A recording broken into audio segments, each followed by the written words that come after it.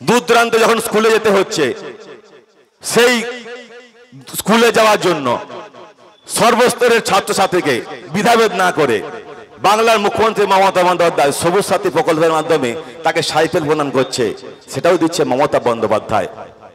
আবার সেই মেয়েটি যখন ক্লাস 8 থেকে 9 থেকে 10-এ উঠলো, 10 থেকে 11-এ উঠলো, 11-এ যখন উঠছে অনলাইনে পড়াশোনার জন্য তাকে দিচ্ছে 10,000 টাকা, সেটাও দিচ্ছে মমতা বন্দ্যোপাধ্যায়।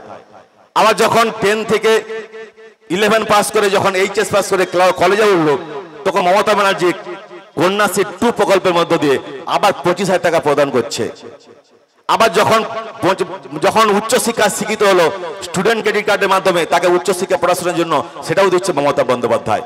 তাহলে আমরা সমস্ত সাপোর্ট, একটা ছাত্র থেকে একটা বয়স্ক জনিত হওয়া পর্যন্ত, লক্ষ্মী ভান্ডার থেকে বার্ধক্য ভাতা থেকে বিধবা ভাতা থেকে সমস্ত কিছু কিন্তু আজকে মমতা বন্দ্যোপাধ্যায় দিচ্ছে। এখানে কিন্তু শেষ নয়। আপনার বাড়ি যদি কোনো বিকলাঙ্গ ভাই থাকে, তাহলে তার প্রদানে 1000 টাকা করে তাকে মাসিক ভাতা যেটা দিচ্ছে, সেটাও কিন্তু মমতা বন্দ্যোপাধ্যায়। যারা কৃষক, যারা কৃষি চাষ করে, তাদের ভাতার জন্য, তাদের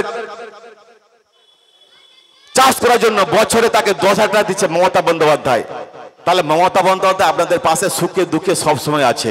আর 2014 সাল থেকে 24 সাল যে কেন্দ্রীয় সরকার মিথ্যা প্রতিশ্রুতি দিয়ে শুধু হিন্দু আর মুসলিমের মধ্যে তাস খেলে ক্ষমতায় আসার চেষ্টা করছে, আজ পর্যন্ত কোনো উন্নয়ন করে না, আজ পর্যন্ত কোনো প্রকল্প দেখে না।